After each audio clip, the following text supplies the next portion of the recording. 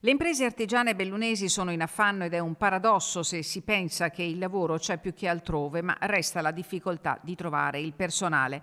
E la situazione rispetto al 2023 è addirittura peggiorata. Lo dice l'Ufficio Studi di Confartigianato che ha elaborato dati Unioncamere. La difficoltà maggiore? Attrarre figure giovani. Spesso i ragazzi escono per andare a studiare, si laureano giustamente, però poi non rientrano, si fa fatica ad essere attrattivi e in particolare si fa fatica ad essere attrattivi come imprese artigiane.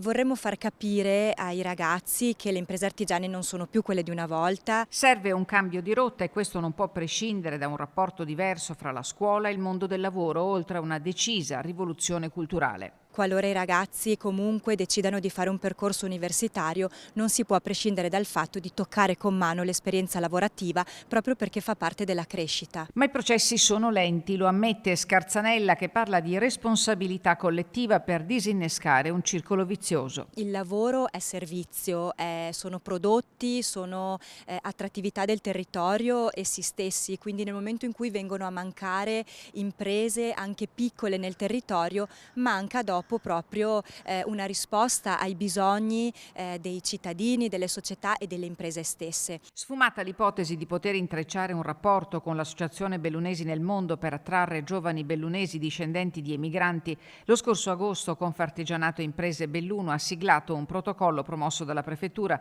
per favorire percorsi di integrazione dei migranti richiedenti asilo, ospiti nell'ex scuola di Orzès. E lì abbiamo proprio fatto un lavoro peculiare, intercettando proprio anche attraverso i bisogni di questi ragazzi e le loro caratteristiche, le loro aspirazioni, le loro ambizioni. Siamo riusciti a combinare qualche ragazzo con delle nostre aziende e sicuramente nelle nostre imprese trovano casa, trovano una famiglia, trovano quel qualcosa di cui hanno anche molto bisogno.